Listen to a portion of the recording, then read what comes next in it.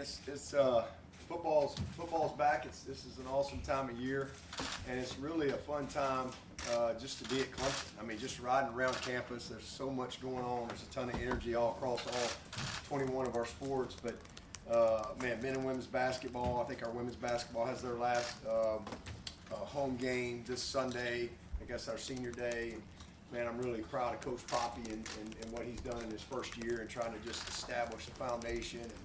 And then obviously our men's basketball has just been freaking awesome to watch. And so that's been great. Baseball and softball going. Obviously we got a big one tonight. Looking forward to being a part of that. And, you know, had a big win in softball the other day. Track, we got indoor track. A lot going on there. Our men and women's tennis, man, it's been awesome. We've done some things in tennis this year that we hadn't done in a long time. It's been fun to watch that. Golf is up and rolling as well. We had a big win in lacrosse, and excited for what they've got going over there. And then gymnastics, same thing with Amy and them, big win the other day. Rowing's getting ready to get going. So, and then here comes spring practice. So there's a lot going on campus and a lot of fun to be a part of it. It's just a fun time of year here at Clemson. As far as our situation, man, we got a lot of work to do. This is just part of our process. These guys have been going for, I guess, they've been in training about 7, going on 8 weeks. They've had some really good training. Now it's at that time where we get back on the field and you know, a lot of work to do. 9 months, it's over.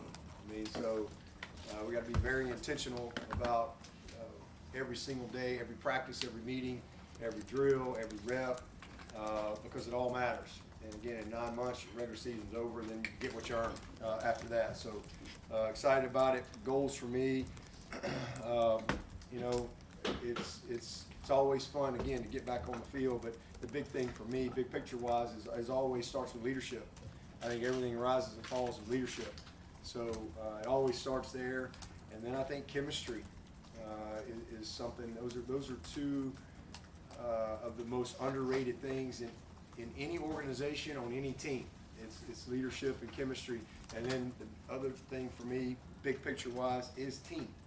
You know, and this is where you've had a lot going on, kind of in the engine room, if you will. And now we get back on the field, and we got a lot of stuff team wise that you start really. You know, it's team meetings, it's practice, it's a lot of stuff now where you start really you know, building that team aspect of what this Team 130 is going to look like this year. So other goals for us, obviously want to install our offense, our defense, our kicking game.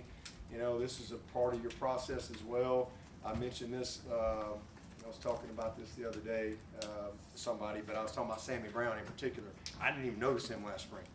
You know, the reason is, you know, he's getting a lot of stuff installed, and it's a lot, right? But he's a new guy getting here, so a lot to learn, especially at that position. But we got through the spring, and then he got it again in the summer, and then by the time we got to into camp, he's had installation 3 times, and man, you're like, okay, all right, now I see it, right? And so that's a part of this process that we have as we install our offense, our defense, and our kicking game. You know, we got to develop our team. You know, not just the team aspect, but we got a lot of players here. Everybody's here but 3 guys. You know, we got Makai, we got Juju, we got Tucker, who will join us later on this summer. Everybody's here. So we have a tremendous opportunity this spring to develop our football team. And we got a lot of guys that didn't play a lot last year that we're going to be counting on this year in much bigger roles, that we got to get them better. And you don't get better at football if you don't play football. So we got a lot of work to do. And then we've got to all improve. Everybody's got to improve. So again, you know, we got guys that have played a lot of snaps that need to improve. We got guys that haven't played that really have to develop so that they can play. And then we're always trying to improve our football intelligence. You know, from a position standpoint, football intelligence when it comes to understanding not just what you do within our offense, defense, kicking game, but how to do it, and more importantly, why. Like why? How does it fit? Like, why are we asking you to do it this way? What's the reason for that? And so creating as many guys as you can that really can grow come out of spring a more intelligent football player. All right, that's a big part of it, and a lot of that situational growth, situational awareness. Same thing for us as coaches. Spring is a huge time for fundamentals, for technique. This is a huge time to try to create game day habits. You don't show up on game day and create habits. What shows up on game day, the habits that show up on game day are created in practice. So that's a big part of what we do, trying to create the right habits that will lead to what we want on game day. Other thing is I want to have another great semester academically. Right? We had a tremendous semester academically. We posted the highest graduation success rate that's been posted in 20 years in college football, the Power 5 level. All right, it's very important. It's a huge part. It is the number one part of our purpose here. And so I want to have another great semester academically, and then big picture wise, you just got to get everybody all in. And what is that? It's a commitment to be and do your best. That's what it is. It's not about being the best, it's about doing your best, being your best. And then collectively, if you get a bunch of people all into that, hey, great stuff can happen. So that's what it's always about for me as we get back out on the field and rocking and rolling from a personnel standpoint, injury wise. Guys that will be out, you'll see some guys. I think you guys are going to get a pretty good part of practice today. But you'll see some guys that are in green. Those guys are in practice and working their way back. Some will work their way out of green. Some will be in green all spring, depending on what their situation is. Green, and they're really doing everything. They're just not getting any live work. And then you'll see some guys in yellow. And the guys in yellow are long-term guys. Logan Anderson, who's a kid he's really doing well, but he won't get any live work this spring. But he's man, we're super excited about him. But he had an ACL back in the season, and then so he'll be out. Steph Island Green, same thing. He had a sports hernia surgery, so he's doing great, working his way back. So he'll be out as well. You all know about Jay Haynes getting hurt in the championship game. Jay Lucas, we cleaned his shoulder up. Some of these guys were just postseason things that we knew we were going to have to do all season. So Jay Lou is another one that won't be at Walker Parks. Same thing. We did have to do a cleanup on his shoulder. Olson Pat Henry, we had to do some work on him as well. He's doing great as well. So his was a shoulder. Zaire Patterson has broke his foot, so he's working through that and coming back. So he'll be out as well. Ian Reed, y'all pretty well documented on what he's actually really trended in a good direction, so I'm excited about that. But it's just been a process for him since he got hurt back in the fall. Clay Swinney broke his foot. He just got out of a boot.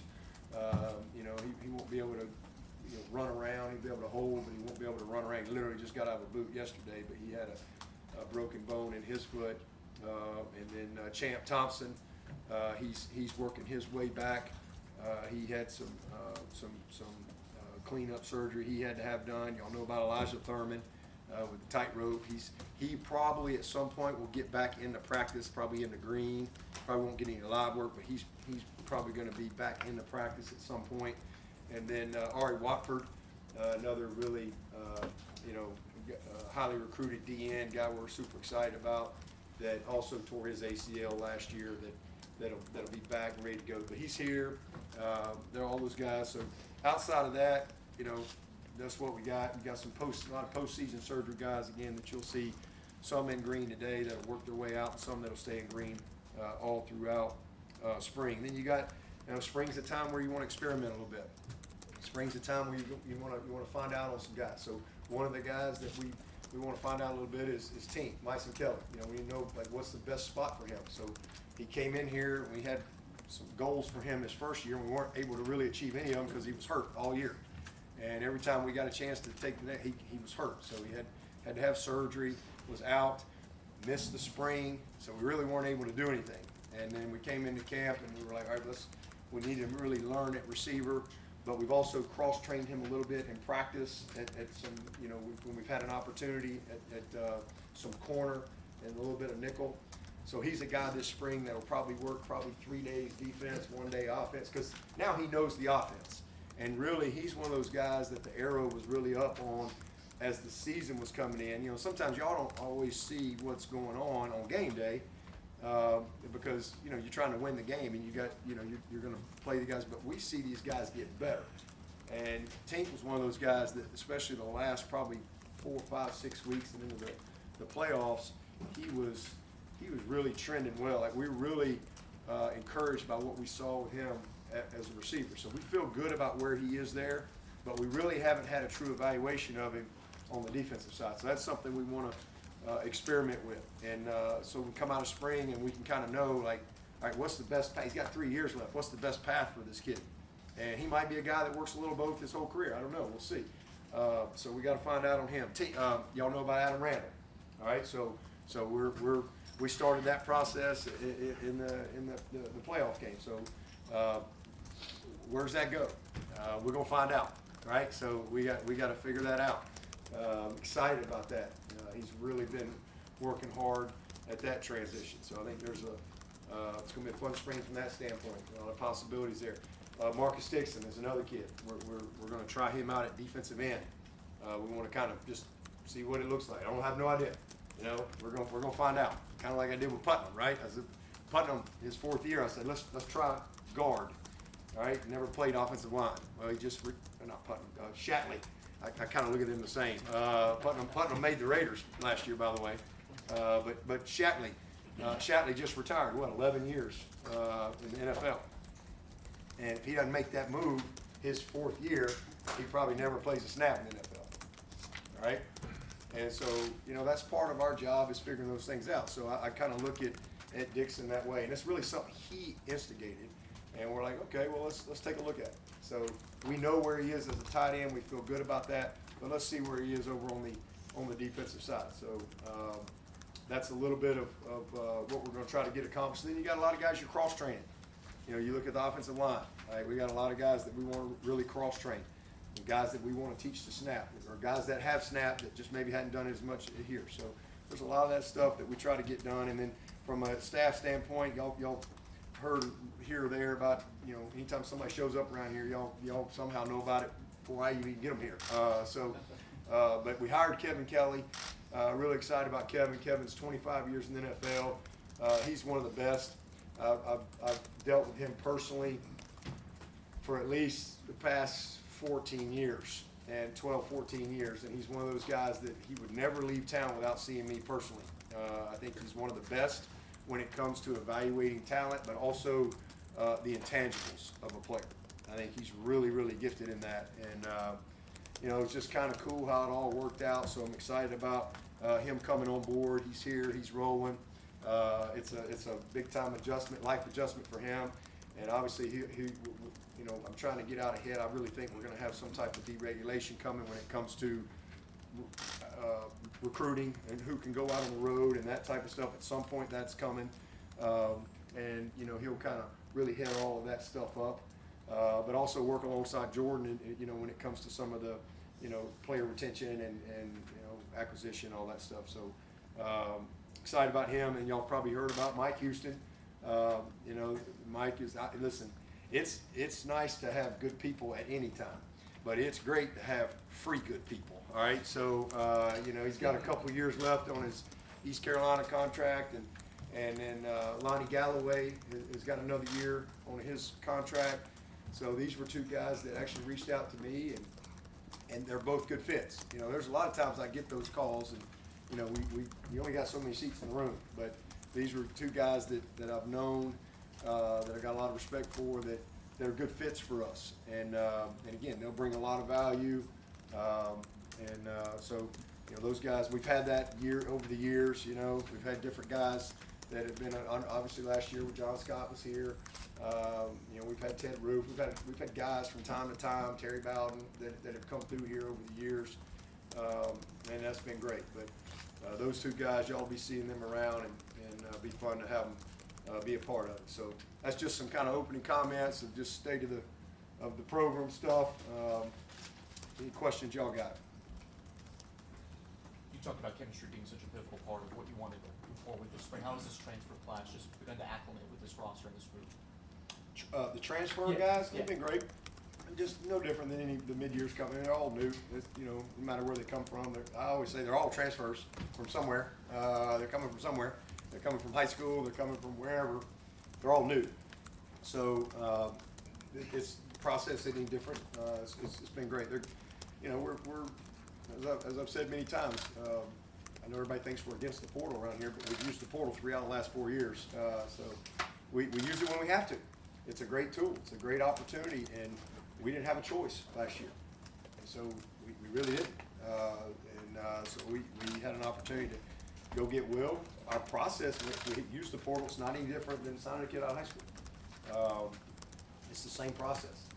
You know, first of all, what's the need? What's the fit? You know, those type of things. And you know, Will was a great fit, a great need for us. We really were not going to sign a linebacker. We were going to wait till May. We knew we needed to add a spot there, but we really wanted to wait till May to do that, and that was our intent.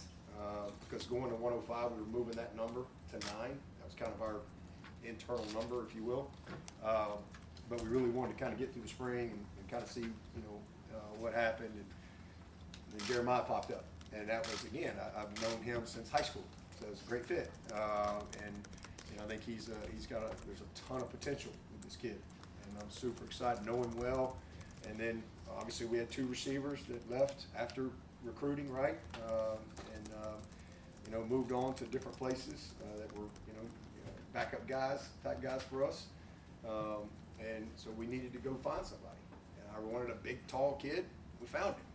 And Tristan's a great fit for us. So those guys no different than, you know, we wanted a great left tackle. We went and got Braden Jacobs. So, you know, it's no different. The process is the same, and we got what we needed. But they've all been a really good group. And again, it's exciting because they're all here. Like, everybody's here except 3 guys. And, you know, unless you have some guys leaving the spring portal or something, you have to respond to that. Our team is here. So it's been good. But those guys have really acclimated well. On signing day, you called Gideon Davidson. You thought he was the best running back in last year's class. Just your initial observations now that you've seen him for a few weeks here. Well, he jumped 40 inches. You know, there ain't many people on the planet that's got a 40-inch vertical. That's pretty freaky. Guy's gifted, and he's just an amazing human being. I mean, those of you, most of y'all that do follow recruiting, you probably had a conversation with him. I mean, he's unique. He's just unique. He's not a guy that sits around and waits to be led. He leads. I mean, he's a leader.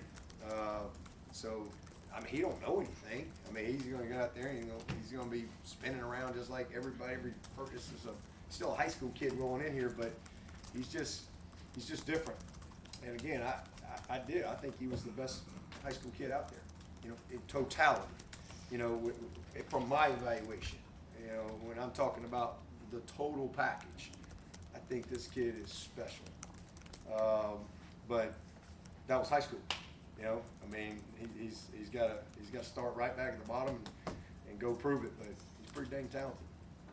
Yeah, well, what's the learning curve for the defensive staff as they sort of learn the language under Coach Allen? Is it similar to when Garrett? Oh, it's easy. I mean, these guys are all pros. I mean, these are football people.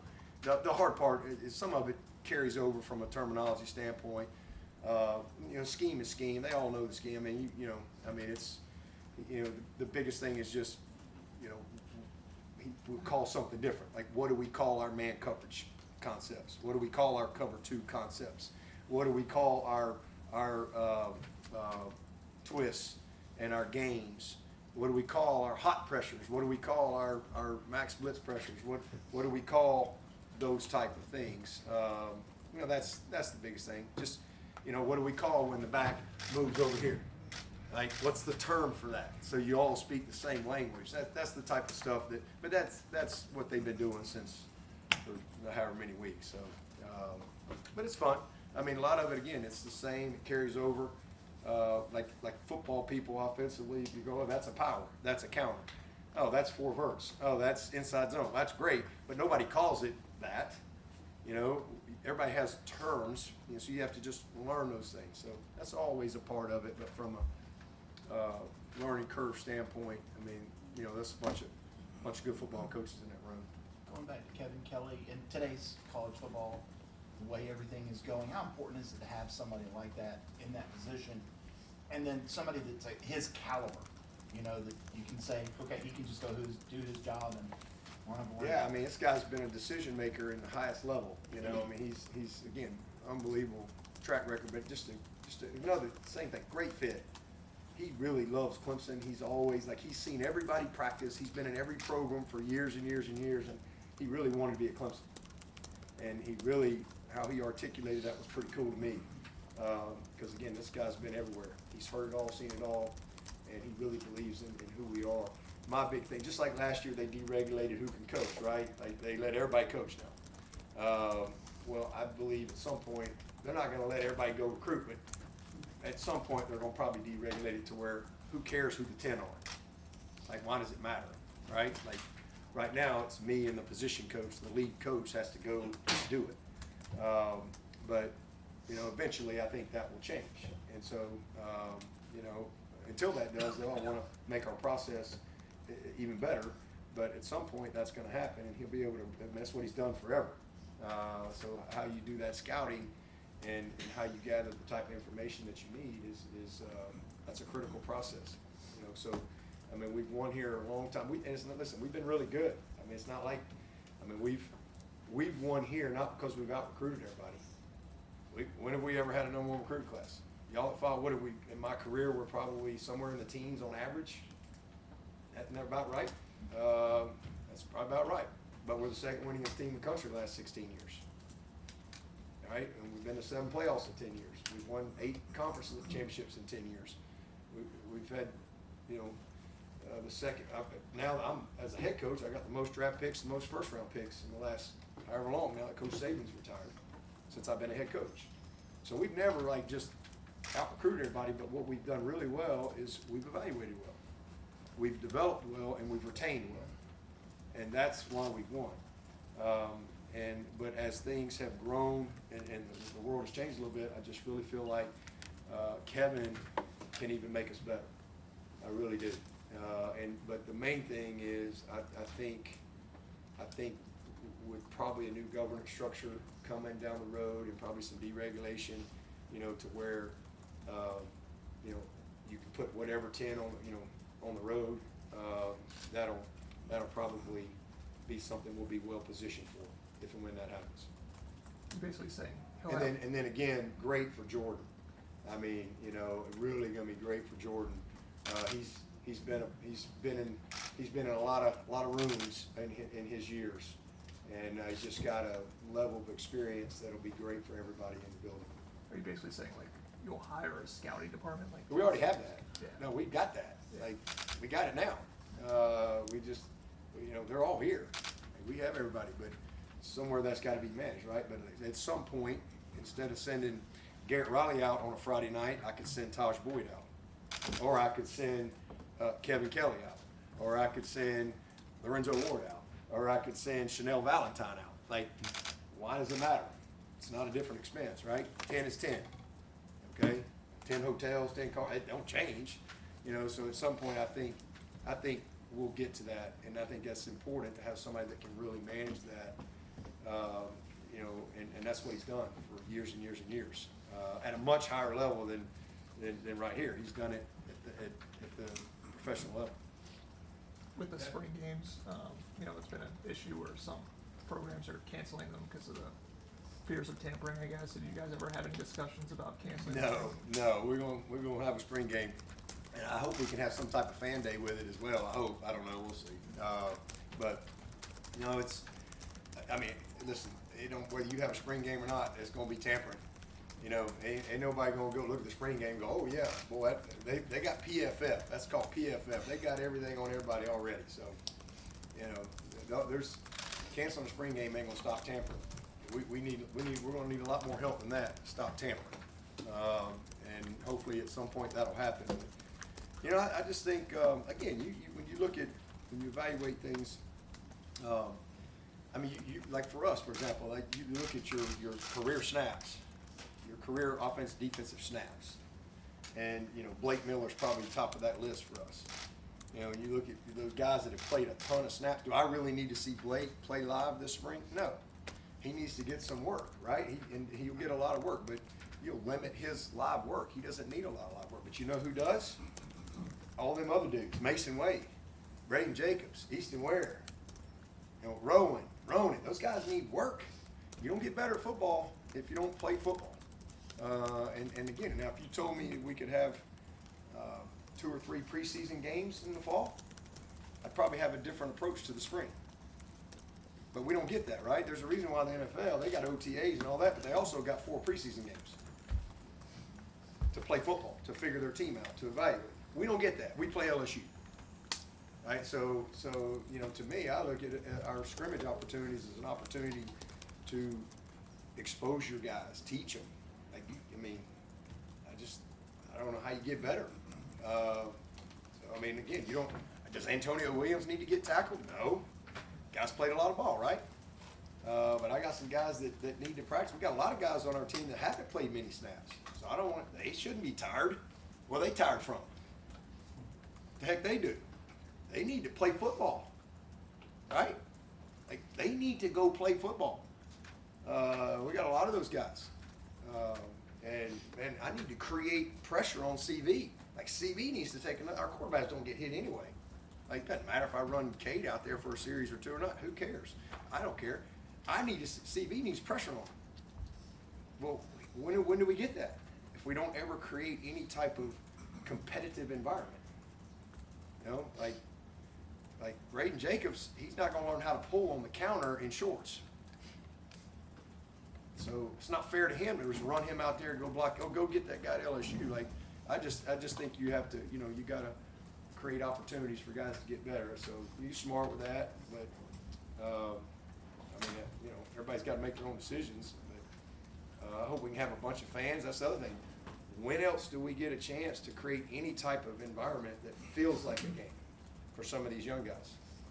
Like, how cool is it for Easton Ware to have to go out there and throw a little putter in his heart, right? As opposed to the first time he feels that is, you know, Clemson LSU. So, I mean, it's teach his own. I mean, whatever. But we've been in a bunch of games for a long time around here, and we've been smart about how we go about things, but and we'll continue to do that. Like I said, there's some guys that they won't get a lot of live work. They'll get the work they need to improve, but they won't get a lot of live work. And then you got a lot of other guys, they need all they can get. Like Adam Randall, for example, has played a lot of snaps as a receiver. But he ain't played a running back. So, you know, we got to find out right now if he's going to be able to, you know, do what we think he can do. Some schools are doing spring games but not televising them. I know that's way down the line, but any thought to doing it that way? To have it? We're going to do our own in-house thing, but Yeah. y'all see it. We're going to invite everybody, so show up, come, you know. But I think, you know, we're going to do our own deal, so we don't have to kind of be told what we got to do. You know, With ACC network, maybe or we something can like shorten that, the game and all that stuff too. Don't have to have a bunch of commercials Yep. and all that stuff. So, but yeah, hopefully we have a great crowd and a great environment. And again, I'd like to incorporate some type of maybe fan day with it. You know, probably can't, you know, maybe an hour, not long, but maybe make that a part of it. Be kind of cool as well. We're going into your 18th season here, Clemson. You've had a few years to learn how to do all this, but what excites you most about the start of the new season? So, did you say my 18th? So, 18th. it's be my 17th year full-time. Yes. Yeah, 17 and a half, I guess, since I was an interim. What excites me about a new season? Just a new challenge, a new journey. I mean, I love the process of it. I mean, I think it to be consistently, you know, good, you have to love the process of it. You have to learn to love the grade. You can't just fall in love with a moment. You can't just fall in love with game day. You can't just fall in love with getting a result. You know, those things, you know, I was talking to Ron Day about that last week. We were all Nike trip together, a bunch of us, and you know, that moment, it's a great moment. Those are great moments when you do certain things, but it's over the next day. So what you really have to love to really be consistently good, and you can't be great until you're consistently really good at something. You know, for a long period of time, you've got to fall in love with practice, especially in our sport. Right? I mean, if everything goes perfect, we're going to play 16 days. So it's all the other stuff you got to love. You spend all the time practicing, preparing, meeting, training. You know, I mean, that's what you have to love. You know, that is what I love. I love the process of it. I love building a team. I love, you know, learning. I love trying to get better. I love, you know, putting it, because it's new for us every year. All right? I mean, because you know, kids move on, and, you know, I love all of that. I love the relationships. And so a new season is it's a new beginning. And, you know, it's exciting. And I think we got a chance to be a really good football team. We got a long way to go, a lot of work to do, but we've got a lot of guys back. You know, we got 6 guys at the combine, and that's pretty much everybody that was eligible except for Aiden Swanson. He's the only one. I mean, so everybody's back. So we got a good football team, and these guys didn't quite get to the top of the mountain, but they got a chance to smell it. You know. And they didn't get to eat the chocolate chip cookie, but they smelled it. You know, they were in the kitchen.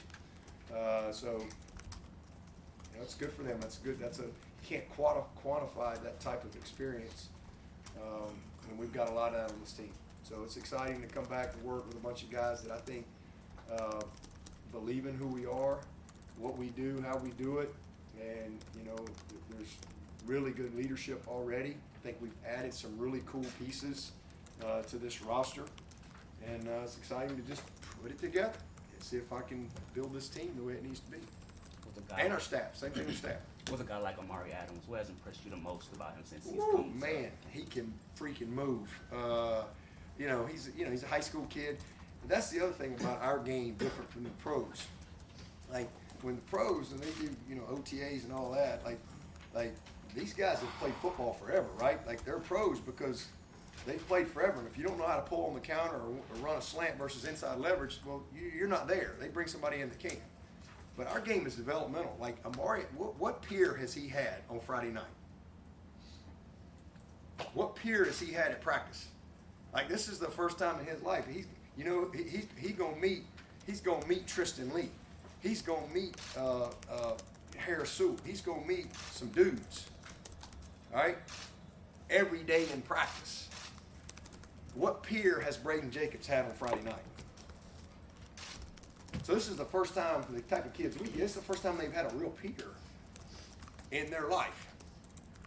And so there's a developmental piece to that and an adjustment that is very different for our level of football, for the type of kids that we get. Just on that. Like what guy has lined up on Friday night with TJ Moore and said, I got you, me and you all night? Like nobody, right?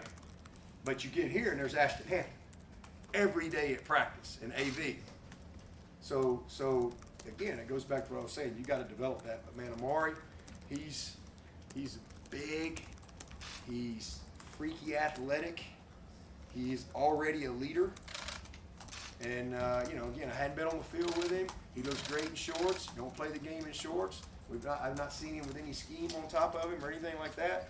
But just watching him in mat drills and watching him run, he looks a little bit like Brian Brzee as far as like that big-bodied, athletic type dude, kind of freaky, but with some power of a Dexter. But he's more polished than Brian was coming in here. You know, Brian was just same thing. If you go back and watch Brian Brzee in high school, he just stood up and he'd throw whoever away and go make a tackle. All right, and so he had to learn. He had never really paid his pads low.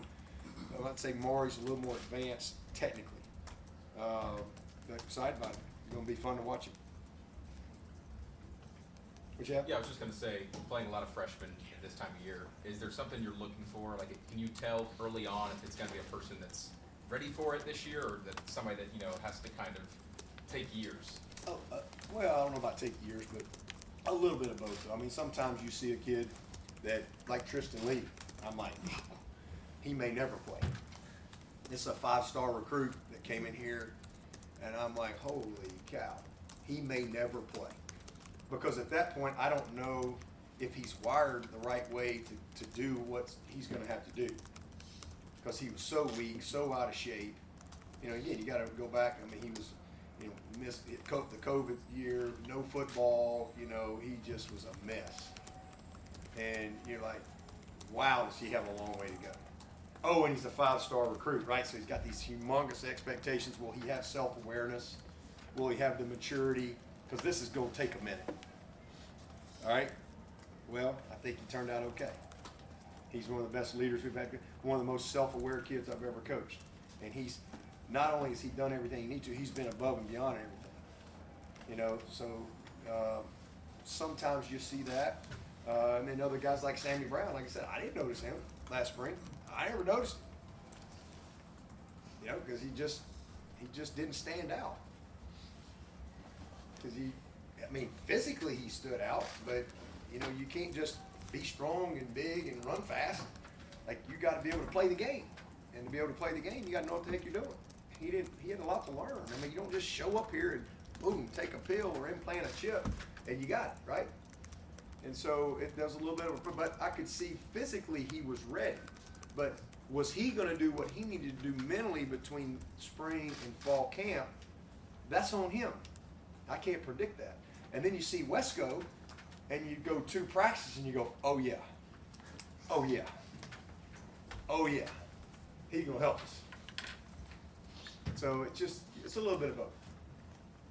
Does Tom Allen's nickel position differ with your personnel compared to how you use nickel? No, I mean, it's no different. We've been a 4-2-5. We're a 4-3 base. We've always been that way, but most of the time we're some type of 4-2-5 just simply because of what you play against all the time. Like, if offensive start run I formation again, we'll be different. You know, we're similar. I mean, we got to figure out, that's a position we got to figure out. You know, that nickel position, and who's there. But it's critical, man. That's a position that's you got to be physical enough to hold up in the run game. You got to be smart enough and athletic enough and skilled enough to cover. You got to be able to blitz. You know, again, you're part of the run fits, you're part of the blitz scheme, you're part of coverage. There's a lot to that position. You know, so when you get some unique guys, that's great. But you also sometimes you need that true corner guy that can be a true nickel corner for you. You know, based on who you're playing. So just depends on what our personnel looks like, but it's similar. With that in mind, where do you see Shelton Lewis? Is he still? He's a corner, but he'll start out at nickel, and I mean he definitely can do it. You know, he had a rough year last year. You know, as a sophomore, and it started in camp. He got hurt, missed all of camp. He busted his butt to try to get back for Georgia, and wasn't able to really go. But he just kind of drug his leg all year. And I think mentally kind of got not in a good place, and you know, kind of finished strong. I thought he finished better, but he's a guy, and sometimes that happens, you know, especially with young guys that play well as freshmen, and all of a sudden they think they're great because they were good as freshmen. Sometimes that's not good for a guy to have, and sometimes they have a lot of success because there's really no other option. But sometimes if they're not mature enough, it can set them up for, you know, not having a great second year. I would say Antonio is a perfect example of that. And but Shelton he just you know, it was a new position for him. He missed a lot of camp, all of camp. He missed a lot of reps, and now you're into the live part of it, and it's a transition. So I think he's just in a much better place mentally. He's healthy for the first time really since last summer. So he's got to be able to get some work there. We got a whole little group of guys that we want to evaluate in that spot. Kind of a similar situation, but other side of the ball. How's Tyler Brown doing? He looks great. He looks great. So, yeah, nobody really talks about him. Everybody kind of forgot about him, but you know, he hadn't been healthy in a long time either. And obviously had a great freshman year. But so it's good to get him back going. Yeah, well, I'm Tom Allen. We've seen some videos on social media. How have you seen the players sort of adjust to his personality and his coaching staff? So Oh, it's been great. You know, as I said, he's a leader of men, And it starts with, leading the people in the room, and he's done a great job with the staff. I think that's resonated to the players. It's been really positive. So it's all good right now. We got a long way to go, a lot of work to do, but he's been awesome to this point. With the Jay Haynes and stuff. On the nickel one, who's the pool do you want to evaluate at the nickel? Yeah, we want obviously Khalil is a guy that, Khalil's kind of we can put him wherever we need to make our defense the best. He's gifted like that, and that's going to really pay dividends for him as he goes through his future. Like if the best personnel puts him at strong safety or free or nickel, he can do that. He's really unique that way. So he's obviously always going to be a guy that depending on, because who's the best guy? Is it one of those safeties? Who are the best 11? And Khalil gives you flexibility on that, on answering that question, because we know he's one of the best 11. And but Shelton and Tink are a couple guys, and Khalil, are guys for sure that we want to take a look at there and see kind of how it goes, and then maybe a couple other guys that will get in the mix. Noah Dixon is another guy we want to take a look at. With Jay Haynes suffering his injury back in December, when do you, expect him to return to practicing with his rehab? He'll be back in fall. Okay. Be back full go in the fall. I guess you were talking about Olsen, Pat Henry being out a little bit, and Marcus Dixon flipping the defense. So is this a big spring for Christian Betancourt, who had tight end? Big. Olsen coming off the surgery, so big spring for old Benny and Sapp. Sapp's a good player, and it's a great spring and a great opportunity for all those guys. And then we got Logan Brook in here, who's another big athlete, man. Tough physical kid. So we got a good group of guys. At a punter, what do you kind of want to see in spring practice, and could I how want to Jack see Smith Jack play? Smith Yeah. do what we signed him to do. Launch that thing up there and turn it over and drop it out there about 45 yards. That'd be great. That's why we signed him. And he's been kind of waiting in the wings and hadn't had a ton of opportunity yet, but we've seen a lot. So it starts with him, and then we've got Robert Gunn is going to try to get in that punting battle as well. That's something he wants to try to do. We've got a kid named McCoon who's out there that's going to jump in there, and then Brody's also going to snap and punt. So we'll see what happens. That's why we went down to Saraland to sign Big Jack Smith. So it's his time. With replacing Marcus Tate on the offensive line, is it a position battle open up for that position, or will you reshift the line to figure out who would command the pitch line on the offensive line? I mean, we got plenty of versatility at that position, and we're going to create more. I think we've got 7 starters back. Not potential starters. I think we got 7 starters that have started for us that are back. So a ton of competition. Who are those best? 7 starters back, and that doesn't count the guys that we were able to play a little bit last year, guys we redshirted, plus all the guys that are already here that we signed. So, but we feel good about it. But yeah, whoever the best 5 are, whoever they are, there'll be competition everywhere. Coach, what was your reaction when Cade announced that he was coming back, and what are you most looking forward to about working with him for another year now? I didn't have a reaction because I knew he was coming back. So there was never any doubt that he was coming back. So there really was no reaction. I knew he was coming back. On the subject of starters, though, Dabo, what does it say about where this program's at from a player retention aspect that you can bring back as many starters as you guys were able to do? I mean, it just speaks to the culture here. I mean, we've had seismic changes in college football the last few years. Like in the history of the game. And I think we've been top in the country, top couple in the country the last 2 years in retention. So, I think it kind of answers itself. It's not like we got to lock them in a room here and tell them they can't ever leave. These guys can leave anytime they want, But I think we're relationship driven, we're purpose driven, and the kids, and it also speaks to how we do things on the front end. there's a transaction, but it's not transactional here. It's just not. I mean, it's relationships, and you know, we've created an environment where the kids can calculate a cost and a consequence of leaving. You know, there's value in being here. There's value in the place. There's value in the people, and that's not easy to have. Again, that's why you see, you know, all the stuff going on. And in the midst of all of this, and again, it's not that we're not affected, you know, but we're probably like a 3 on a scale of 1 to 10 when it comes to what a lot of other people have dealt with. And that just speaks to the people in this building, the type of kids that are here, our process, our culture.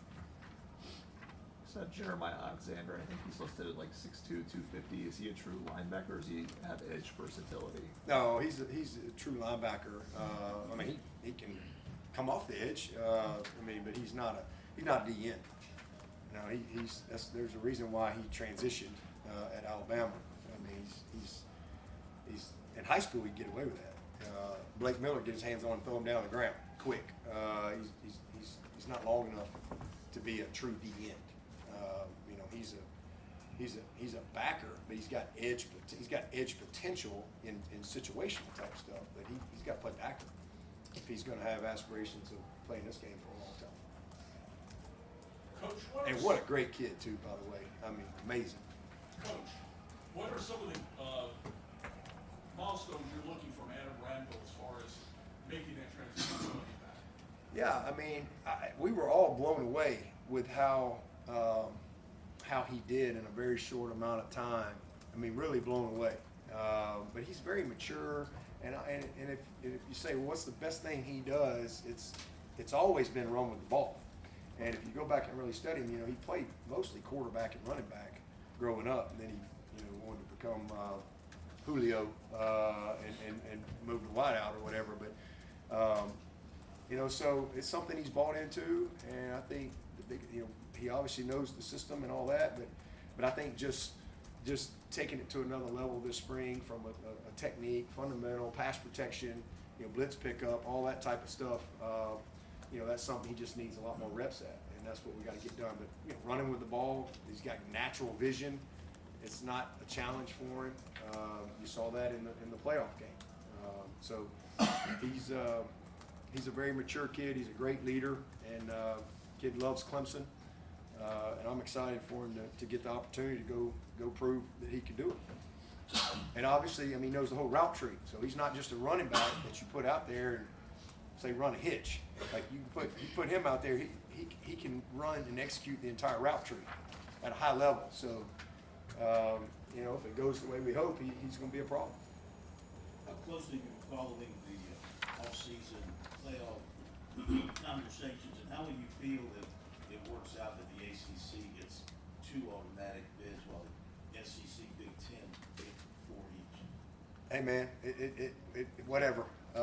You know, we don't control. I don't focus on that bunch of waste time. Focus on things I don't control. Whatever happens. All I know is nobody been in the playoffs more than Clemson. 7 out of 10 years. So pretty good odds. 7 out of 10 years. I think we got the most playoff wins, or tied for the most playoff wins. So whatever system they want to come up with, I'm just worried about Clemson. And we keep doing our job, we'll be fine. Got about 2 more minutes, Coach. I guess random basketball question. Victor Lockett, I heard you had a nickname for him. I guess what is? Yeah, man. First of all, how about our freaking basketball team? I mean, it has been awesome. I mean, it's been so cool to watch, and I mean, it's a great group of guys. I mean, we got, you know, we got the hooping, you know, Hunter Bros. We're led by the Zach Attack. We got the chef cooking it all up, right? And we got the Loch Ness Monster that nobody knows what to do with. Like, he's just like the Loch Ness Monster, and he just comes up and you don't know how to handle this guy. I love that guy. Man, that's like. So anyway, that's my nickname for old Lockin. He's the Loch Ness Monster, and hopefully we're gonna have a lot of fun heading into the postseason. So that's my nickname for him. He's been fun to watch. The whole team, though. The whole team. I mean, it's just been awesome, man. Brad's done an amazing job, and the whole staff. It's been really cool. I've been watching basketball here a long time. When I first came in, I think Coach Shiat was finishing up, and so you know, to see what Brad's done has been awesome. And it's not easy to win. It's not easy to win. And in fact, I was with Rhett Lashley watching the SMU Clemson game on Saturday. We were on the Nike retreat, and so that was pretty cool. We won again, so that was great. Enjoyed that, and that was a great win. That was a great win. All wins are good. Some are great, and that was a great win at SMU, and a great win the other night versus Notre Dame. All right, thank you. Loch Ness Monster. Loch